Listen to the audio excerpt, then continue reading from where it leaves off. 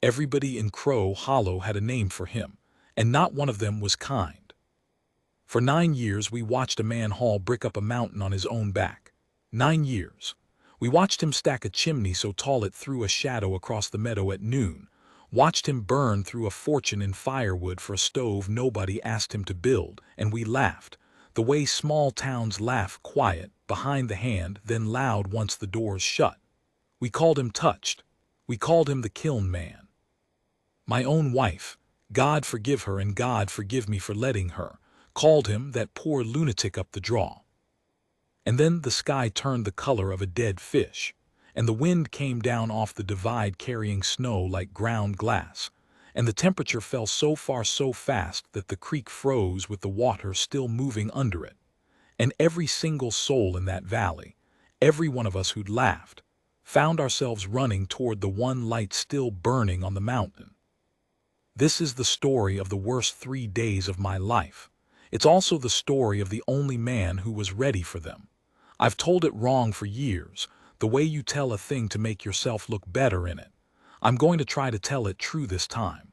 I owe him that much, and a good deal more I can't ever pay back. My name is Russ Halloran. I ran cattle in Crow Hollow for most of my life, and I'm telling you about Eldon Crews and his fire.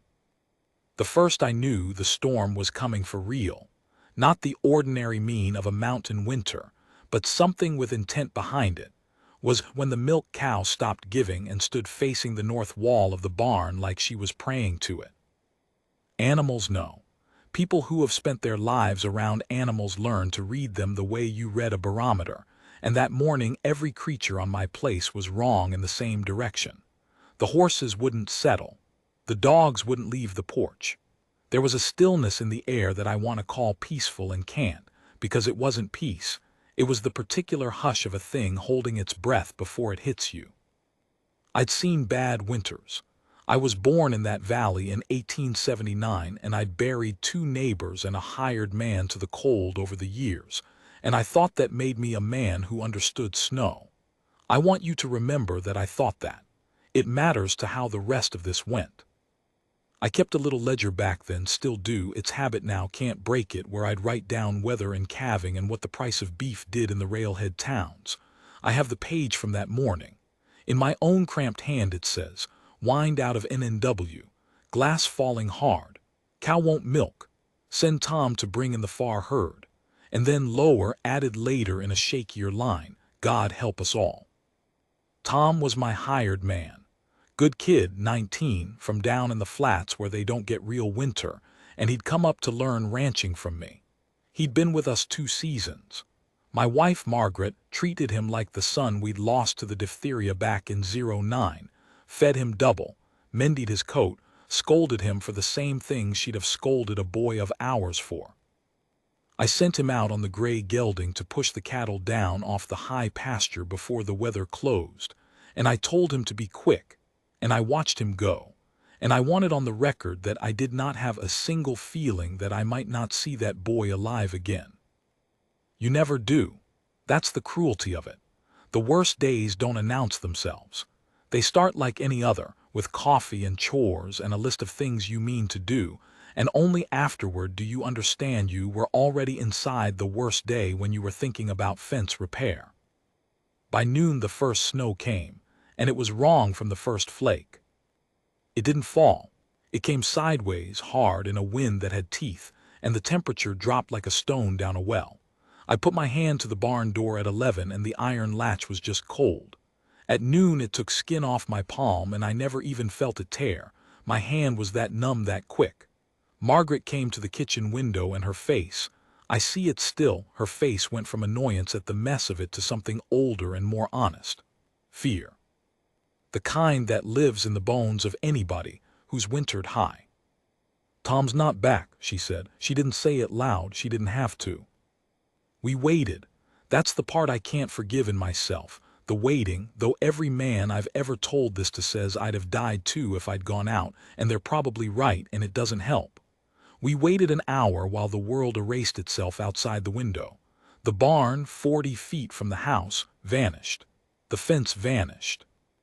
The mountains we'd looked at every day of our married life simply ceased to exist, swallowed in a white roar so total that, when I finally did go out to the porch, I lost which way was the door and stood there, a full minute with snow filling my collar, turned around like a fool in my own yard. And it was getting colder. I have read since that the temperature that afternoon dropped to 40 below in places, with the wind making it worse than the mind can hold. I believe it.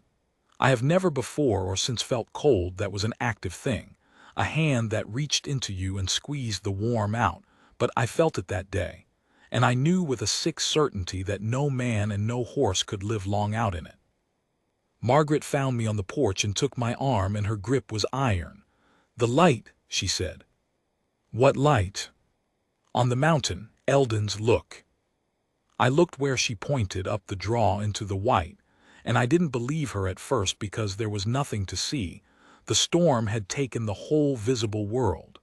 And then the wind shifted, just for a breath, just long enough, and high up the mountainside where the Kiln Man had his place I saw it. A glow. Not a lamp, not a candle in a window. A great warm orange glow, low and steady, the color of a forge, bleeding up through the snow as if the mountain itself had a coal at its heart. It pulsed faintly, the way firelight does, and the smoke off it, I could just make out the smoke, went up thick and black and constant, and it did not waver in that murdering wind. Whatever was burning up there was burning huge, and it was burning hot, and it had been built to burn through exactly this. I want to tell you about Eldon Crews now, before the rest, because you have to understand what we'd made of him to understand what we felt looking at that fire. He came to Crow Hollow the year my own boy was born, so 1903 or near it. A widower, we heard, though he never spoke of it, and we never had the manners to not speculate. He bought the old Prout claim up the draw, the high, ugly one nobody wanted on account of the wind, and he kept to himself, and that alone was enough to make the valley uneasy. We were a people who lived in each other's pockets out of necessity. A man who didn't need you was a man you couldn't quite trust. He was big. That was the first thing. Big through the shoulders and the hands, a black beard going gray, eyes the pale, flat color of creek ice. He spoke slow when he spoke at all, and he looked at you a beat too long, the way men do who have spent more time with their own thoughts than with company. The children were afraid of him. We let them be. For the first few years, he was just the strange man up the draw. It was the brick that turned him into a story. He started hauling it up the second winter. Brick by the wagon load from the kiln down in the flats, a 2-day trip each way, and where another man might have built himself a sensible little house and been done, Eldon Crews kept hauling, year after year, more brick than any one man could ever need. We'd see his wagon coming through town, and the kids would run alongside it counting the load. We started a kind of game of it, guessing what he was building. A fort, said some. A church, said others, mocking. A tomb, said the meaner ones, and that one stuck a while because there was something funereal about the man's patience. The way he never hurried, never explained, just hauled and stacked and hauled and stacked while the seasons turned over him. What he was building, it turned out, was the stove. I'd seen it. We'd all seen it, because curiosity beats courtesy every time, and over the years half the valley found some excuse to ride up the draw and gawk. It was not a stove the way you're picturing a stove. It was a structure. He'd built it into the side of the mountain itself, dug back into the slope, and the heart of it was a firebox a grown man could stand up inside, walled in fire brick 3 courses thick. Out of that ran flues. I didn't know the word then. He taught it to me later, channels of brick that wound back and forth through a great long low building like the coils of a snake, so that the heat of one fire didn't just rush up the chimney and out into the sky the way it does in an ordinary hearth. It traveled. It wound through all that brick, and the brick drank it up and held it, and gave it back slow, for hours, for days. The whole building was a thing for catching heat and refusing to let it go. The Russians built such stoves, he told me once much later, and the Chinese, in their fashion, sleeping on heated brick beds through their hard winters. He'd read about it. He'd corresponded with a German bricklayer through the mail for 2 years, sending questions and waiting half a season for the answers. He'd torn his first firebox down twice and started over because the draft wasn't right. 9 years. 9 years of a sane man's life, and we called him mad for it, because we could not imagine a why large enough to be worth it. That was our failure, not that we didn't understand the stove, that we never once asked the man why. I asked him in the end. He told me, "I'll get to it." "We have to go up there," Margaret said. I looked at her like she'd lost her mind. "Up the mountain in this." Tom went toward the high pastures below Eldon's place. She had it worked out already. Her mind always ran ahead of mine in a crisis, which is one of the 10,000 things I never told her I admired. If the boy's got any sense left, and if he can still move, that light's the only thing he'll be able to see. He'll go toward it same as we want to. And if we go toward it too, we'll meet in the middle, I finished. "Or we'll all freeze," she said, honest as ever. "But we'll freeze trying, and I won't sit in this kitchen warm and listen to the wind take that boy and do nothing. I won't, Russ. I did that once before." She meant our son. She'd nursed him through the diphtheria and lost him anyway and never forgiven herself the helplessness of it.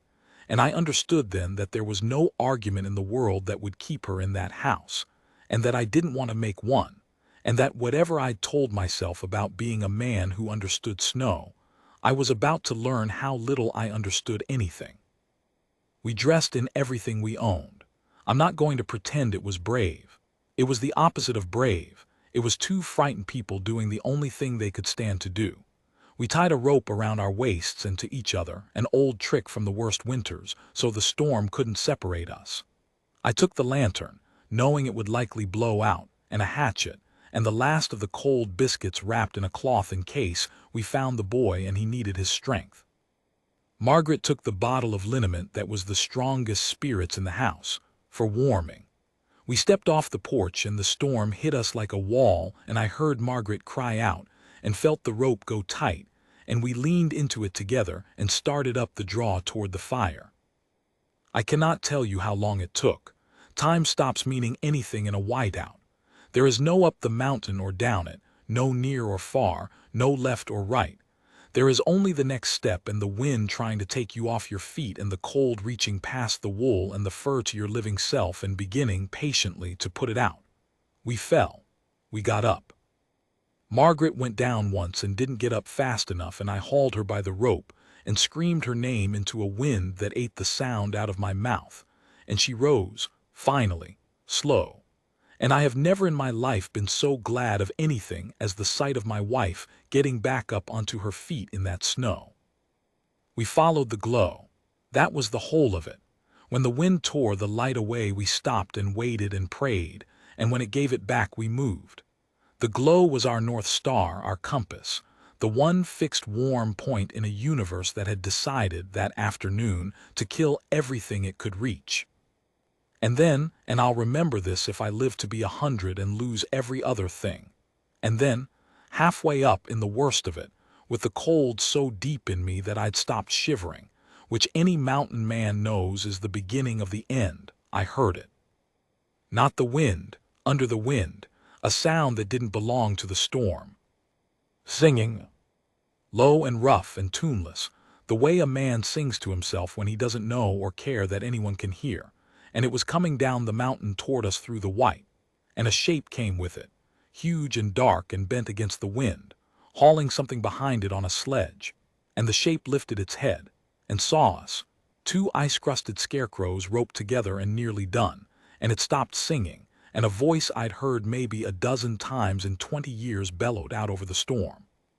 Flat and calm, as if we'd met on the road in June. "You're going the slow way, Halloran." It was Eldon Crews. He'd come down off his mountain into the worst storm in the valley's memory, dragging a sledge piled with blankets and a jug and a coil of rope, and he was looking for us, for all of us.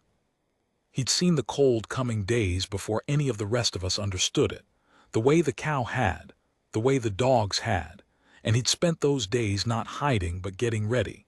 And now he was out in the killing white, going door to door down a mountain that had no doors, gathering up the people who'd laughed at him, one frozen fool at a time. He had 4 of them on that sledge already. The Peterson girls, both, and old Hannigan, and a man I didn't recognize half buried under the blankets who turned out to be a drummer caught on the road by the storm. A stranger, nobody Eldon owed a thing. My hired man's out, I got out through lips that wouldn't work. Tom, toward the high pasture, he's got the gray gelding. Eldon went still. Even in that wind, even with his face mostly hid, I saw something move across it. He looked up the mountain, into the white, in the direction of the high pasture, and he was quiet a moment, and I understood that he was doing a piece of arithmetic that I was not man enough yet to do, weighing the 4 half-dead souls already on his sledge, and my wife and me freezing on the rope, against one boy who might already be gone, somewhere out in a white nothing that no living thing could cross twice. "Get them to the fire," he said finally, and pointed up the slope and pressed the sledge rope into my numb hands. "Big doors open. Stove's hot. Don't stop, don't sit down till you're inside, you hear me? You sit down in this, you don't get up." He was already turning, already pulling his coat tighter, already pointing his big shoulders back into the worst of the wind, toward the high pasture, toward the boy. "Eldon," Margaret started. "I built the thing to keep folks alive," he said, not loud, and the wind near took it, but I caught it. "Be a poor joke on me if I let one die a quarter mile off, wouldn't it?" And then the Kiln Man, the lunatic up the draw, the tomb builder we'd laughed at for 9 years, walked off alone into a storm that had already beaten every other man in the valley, and the white closed over him, and he was gone. The first thing that hit me when we hauled the sledge through that great low doorway and into Eldon Crews' stovehouse was not the warmth. It was the smell. After the storm, which has no smell at all, cold past a certain point is a blank, an erasure, the absence of every living scent. After that, the inside of that building hit me with a whole world. Wood smoke, sweet and resinous. Hot brick, which has its own smell, mineral and clean, like the smell of a creek stone left in the sun. Coffee somewhere on a hob. The animal warmth of bodies and wet wool beginning to steam. And under it all the deep, baked, bread oven smell of a structure that had been holding fire in its bones for days, that had soaked up heat the way a sponge soaks water, and was breathing it back out slow into every corner of the place. I stood in the doorway with my dead hands on the sledge rope, and I wept. I'm not ashamed to say it now, though I was then. A grown man, a rancher, 29 winters in those mountains, standing in a doorway crying like a child because I was not, after all, going to freeze to death, and neither was my wife. "Shut the door," somebody said, kind but firm. "You're letting the mountain in," and hands were on us, pulling us through, and the great door, a slab of timber on iron hinges, thick as a man's forearm, boomed shut behind us and cut the wind off so sudden that the silence rang. I had been inside before, you remember. We'd all gawked at the place over the years, but I had never been inside it lit and lived in and warm, and I had never understood, looking at the cold dead brick on a summer's afternoon, what the thing was for. Now I understood. It was a low, long room, the ceiling close overhead, and it was built so that you were never far from brick. The great winding flues I told you about ran along the walls at sitting height and bench height, faced smooth, warm to the touch but not too hot to lean against, and Eldon had built actual benches into them. Brick benches, so a body could sit or even lie full length against the heat. The floor was brick too, and warm through your boots. At the heart of the room the firebox glowed behind its iron door, that forge orange I'd seen from my porch, and the heat came off it in a steady living push you could lean into. There were no drafts. There was no cold corner. Eldon Crews had built a place where the cold simply could not get a foothold, where 40 below outside meant nothing at all, and he had built it 9 years before anyone needed it, on faith, alone, while we laughed. There were people everywhere. I counted later, By the time the storm broke, there were 31 souls in that building, and Eldon Crews had personally carried or led or dragged the better part of them in off the mountain. The Peterson girls, white-faced, thawing. Old Hannigan with his feet in a pan of warmed water and a look on his face like a man who'd seen the gate of heaven and been sent back. The drummer, the stranger, sitting up now and staring around him in disbelief. The Castle family, all 6, who'd run for it when their roof started to go. A pair of cowhands from the Bar M who'd been caught riding fence. Margaret was already among them, the cold barely off her, doing what she always did, which was find the people who needed something and give it to them, chafing a child's hands, pouring coffee, scolding old Hannigan into keeping his feet in the water. And it was warm. Lord, it was warm, the kind of warm that goes all the way in. I found the coffee.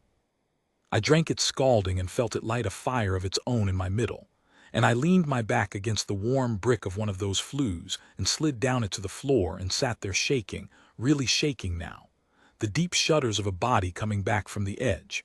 And I looked around at all those faces lit up gold in the firelight, all those people who'd be dead by morning if not for one stubborn man. And I thought about that one stubborn man back out in the white, alone, looking for my boy. And the coffee went bitter in my mouth. It was a woman named Edith Castle who told me the why of it, while we waited. I should have heard it from Eldon. I'd have liked to. But he was on the mountain and the hours were passing, and a body has to do something with the waiting or go mad, and so we talked, the way frightened people talk in low voices to keep the fear company. You know why he built it, Edith said. It wasn't a question. She was an older woman, had been in the valley longer than most, longer than me. She was watching the firebox door with an expression I couldn't read. I never knew, I admitted. We never asked. God help us, we never once asked. We just laughed. She was quiet a moment.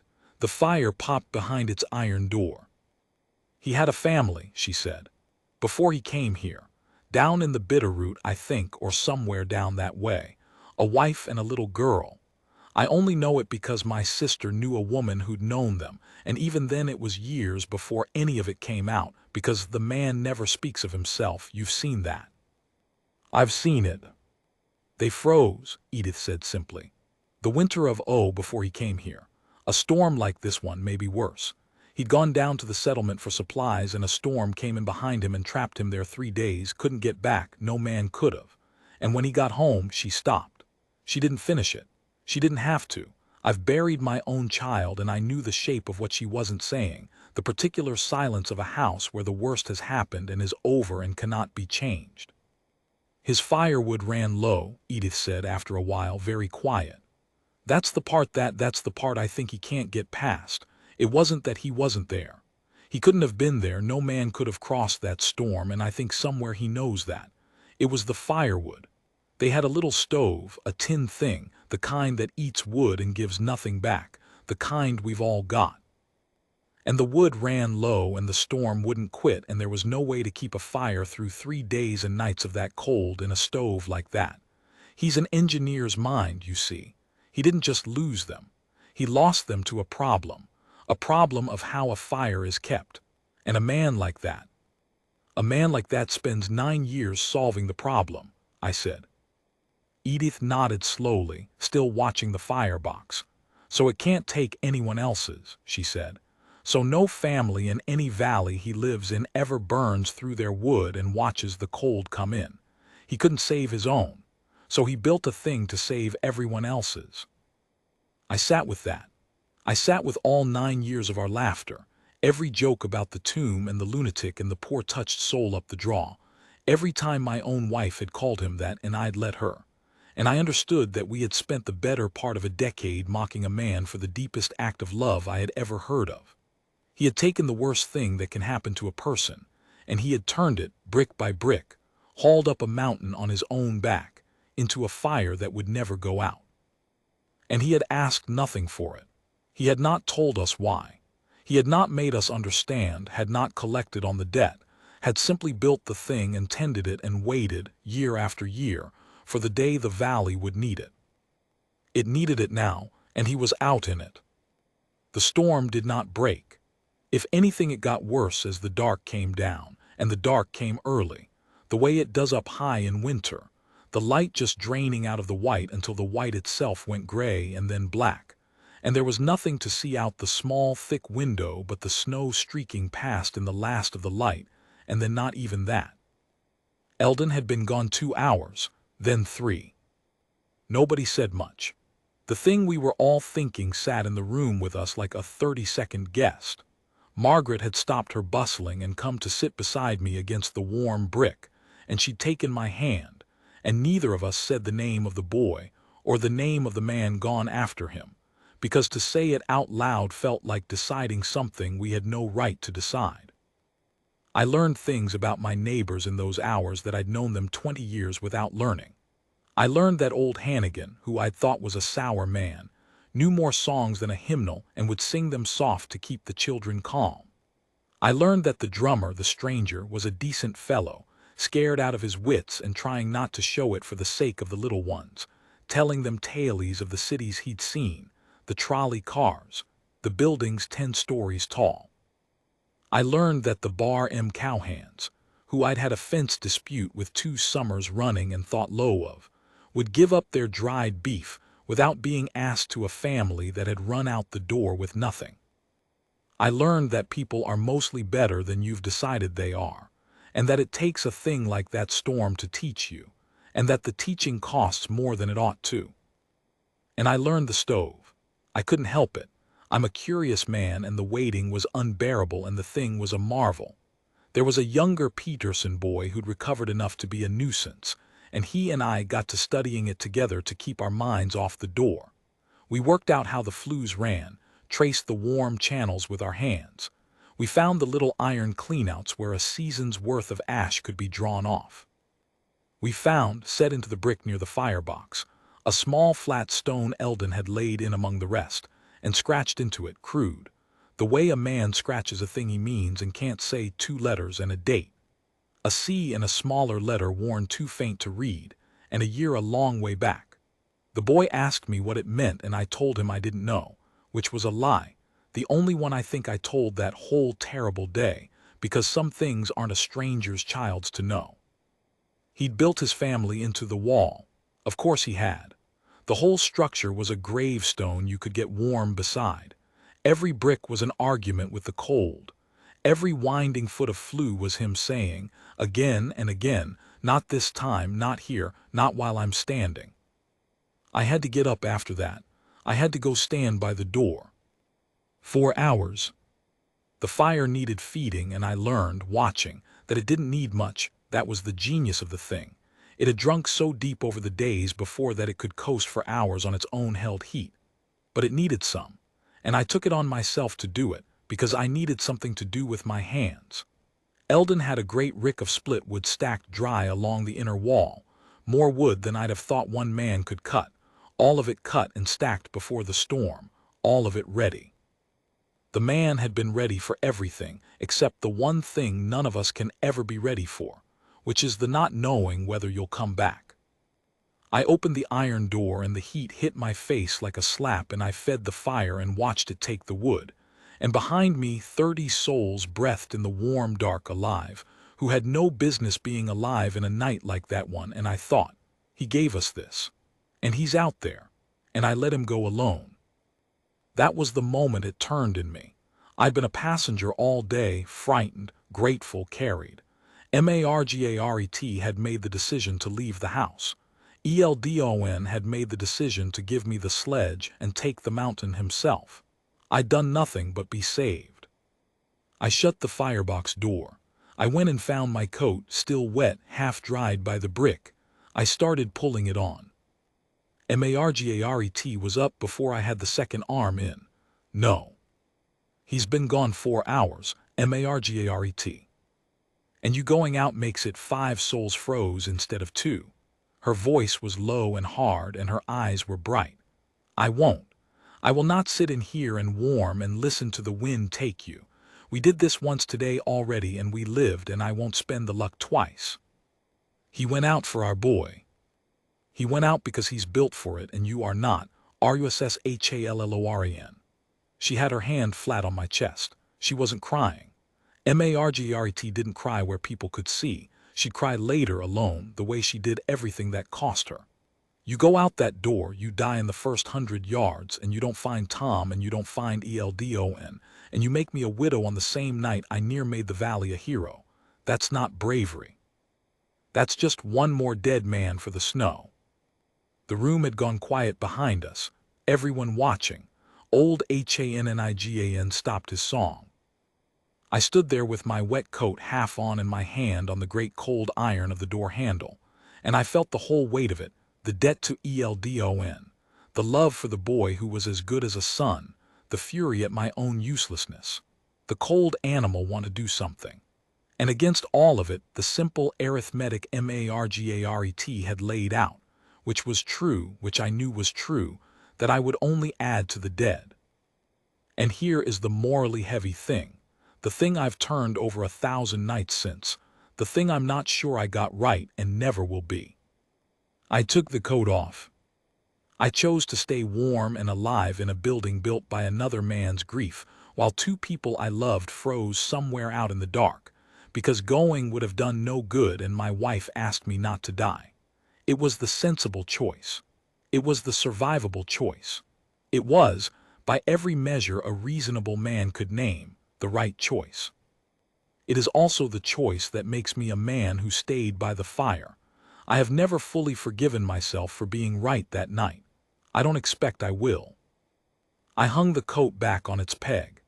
Margaret took my hand and we stood by the door together, the two of us, our backs to all that warmth, our faces to the cold dark wood, and we waited, and we listened to the storm, and we did not say the names. 5 hours. And then, when the fire had burned low again, and even Margaret's iron had begun to fail her, when the children had cried themselves to sleep against the warm brick and old Hannigan had run out of songs, and the whole building had sunk into the particular despair of people who have begun, without saying so, to grieve, then something struck the great door from the outside. Once. Weak. The way a man knocks when he hasn't the strength left to knock twice. I had the great door open before the sound of that single weak knock had finished dying. The storm came in with it, a blast of white and cold that knocked the breath out of the room and made the firebox roar and sent every loose thing flying, and through it, fallen half across the threshold, was a shape. 2 shapes, one huge and dark and down on its knees, and one smaller, slung across the big one's back and lashed there with a coil of rope, and the small one wasn't moving. It was Eldon. It was Eldon Crews on his knees in his own doorway, having crawled the last of it, and lashed to his back with the rope he'd carried out for exactly this was my hired man. Was Tom. We got them in. 6 of us, hands everywhere, hauling them across the warm brick, and the door boomed shut and cut the storm off, and there was that ringing silence again, and into it Margaret made a sound I had never heard her make, low and animal, because she had got a look at the boy's face, and it was gray. Gray, not the white of cold, but the gray of something further down the road than cold. His eyes were shut. There was ice in his eyelashes and ice in the wool over his mouth, and he did not appear to be breathing, and Margaret was already on her knees beside him, tearing the frozen wrappings off his face with fingers that wouldn't work fast enough, saying his name, saying it over and over, Tom, Tom. You look at me, Tom. He's alive. This from Eldon on the floor on his hands and knees, every word costing him. Found him under the gray. Horse went down and the boy got under it out of the wind. Smart. SMARTEST thing he could v kept him alive. He's alive. He's just far down. You have to bring him up slow. I want to tell you what Eldon Crews looked like, on the floor of his own stovehouse, the firelight on him. Was finished. That's the only word. A man has a certain amount in him, and he had spent every cent of it, and then some on borrowed terms. His beard was a solid mass of ice. The skin of his face where it showed was the wrong colors, white and a waxy yellow, and on the cheeks and the nose, a hard, shiny gray-black that I had seen before on men who lost fingers and ears and worse to the cold. He'd been out near 6 hours in 40 below. He'd carried a near-grown man on his back up a mountain through it. He had nothing left, and he knew it. You could see that he knew it, and the thing in his face was not fear. It was a kind of terrible satisfaction. The look of a man who has finally, after 9 years, gotten to the other side of the arithmetic. "Get him to the brick," Eldon said, meaning the boy. "Not too close. The benches, warm, not hot, wet will off him, dry on. Spirits if he can swallow, not before." Even then, even finished, the engineer's mind still running, still solving, still keeping the fire of another man's life from going out. Rub his hands, his feet, keep at it. Don't stop even if it looks like there's no point. There's a point, keep at it. We kept at it. I will not stretch out the next hour. It was the longest of my life, and there is no telling it that would make you feel its length. We did everything the big man said from where he lay, because he hadn't strength to do it himself. And Margaret did most of it. My Margaret who'd lost one boy and was not going to lose this one, working over Tom with a focus that frightened me, chafing the frozen limbs, breathing warm into the cold mouth, talking to him the whole time low and steady the way you gentle a spooked horse. And the brick gave its heat, slow and patient and endless, the heat a grieving man had spent 9 years learning how to hold. And somewhere in that hour the heat and Margaret's hands and the boy's own young stubborn body found each other.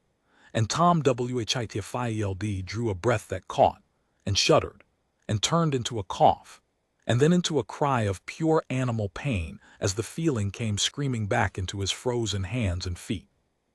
And that cry was the best sound I have ever heard or ever will. Margaret put her face down against the boy's chest, and finally, where everyone could see and not caring, she cried. I looked for Eldon to tell him, to thank him, to say something, anything, the first true thing I'd ever managed to say to the man in 20 years. He dragged himself to the brick while we worked, to the firebox. He was sitting against the warm wall of it, against the very heart of the thing he'd built, in the spot nearest the fire, and his eyes were open and on the room, on all of us, the 31 souls his fire had kept, the children sleeping, the old man and the stranger and the cowhands, my wife with her face against the living boy, and he was smiling, just a little, into his ice-clotted beard. Eldon, I said, going to him, going down on my knees beside him. Eldon, the boy's alive, you did it, you hear me. He's alive, they're all alive, you. I heard him cry, Eldon said. His voice had gone strange, gone slow and far off, and his eyes, when they came to mine, were peaceful in a way that scared me worse than the gray-black on his face. Good cry, strong, lungs like that, he'll do. He looked back at the room, at all of it, the warmth and the firelight and the saved. Wanted to see it full, he said, very quiet. Built it for and never once seen it full. He was quiet a moment. The fire ticked behind the iron door. It's a good fire, isn't it, Hallorn? Tell me it's a good fire. It's the best fire I ever saw, I said, and my voice broke on it. And I meant it more than I have ever meant anything. Built her right, he said, and he sounded, for the first time in all the years I'd known him, like a man at rest. Built her so she holds. 3 days she'll hold on what's in her now. 3 days of this and she won't quit. Won't. He stopped. He didn't finish it. Eldon Crews died in the warmest spot in the building. He'd spent 9 years building, sometime in the deep middle of that first night, with his back against the brick and his family's initials scratched in the stone a foot from his shoulder, and the room he'd built it for full of living people for the first and only time. The cold had got too far into him. There was nothing to be done, even if we'd had a doctor, and the nearest doctor was a frozen day's ride away in a storm that didn't break for 2 more days. There'd have been nothing to be done. He'd spent himself to the last coal. He'd gone out into a storm that no man could cross, and crossed it 4 times 5, gathering us up, and the last trip, the one for a boy who was nobody's blood of his, the one even he must have known might be 1 trip too many, that was the one he didn't come back whole from. He'd known. I've no doubt at all he'd known, standing in the white with my words about Tom in his ears, doing the arithmetic. 4 souls safe on the sledge, a wife and husband on a rope, against one boy under a dead horse a quarter-mile off who might already be gone. He'd chosen the boy. That was the heavy thing, you see, the real one, the one bigger than my staying by the fire. He'd had the choice. I'd been spared. He could have done what was sensible. He could have gotten us all in and barred the door and tended his fire and lived, and not one soul in that valley would ever have breathed a word against him, would have called him our savior to the end of his days. 30 saved is a miracle by any count. No one would have asked about the one. He went for the one anyway. He spent the last of a life he'd rebuilt out of his own grief to keep one more family, my family, from learning the thing he'd learned in a cold house in the Bitterroot a lifetime before. He could not save his own. So he would not stop, would not ever stop, would die before he'd stop, saving everyone else's. I have tried for years to decide if that was the right thing or a kind of beautiful sickness, a wound that never healed turned into a way of dying. I've decided it doesn't matter, that the question is mine and small, and the act was his and large, and that the only honest thing a man can do in the face of it is be quiet and be grateful and try, in whatever small way, to be more like it. We were 3 days in that stovehouse before the storm broke and let us dig out. The fire held just as he'd said it would. We barely fed it. It coasted on the heat he'd put into it before the storm, the way he'd built it too, the brick giving back slow and steady what it had been drinking up for days, and not one of the 31 of us took the slightest harm from the cold after that first night. We buried him on the 4th day, when the ground, well, we did what could be done with the ground frozen iron hard. We laid him by his stove in the lee of the great chimney, and come spring we did it properly. And the whole valley came, every soul, and a good many wept who had laughed at him living. And I'll not pretend that wasn't a bitter thing to watch, our grief arriving 9 years late and a man short.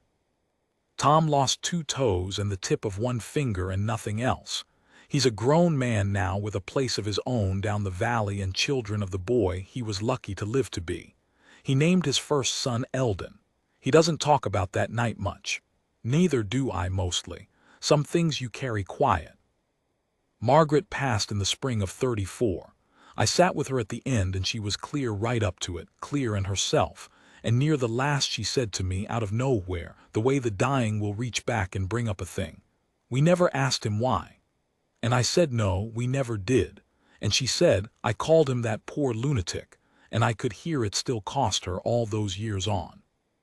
And I held her hand, and I told her what I'll tell you now, which is the closest thing to wisdom I've got out of a long life and one terrible storm. We don't ask. That's the whole of our trouble as a people. We see a man hauling brick up a mountain for 9 years, and we decide we know what it means, and we laugh, because laughing is easier than the work of finding out, and we are nearly always, laughing at something we'd weep to understand. The stove is still up there. I go up sometimes, an old man now, slow on the climb.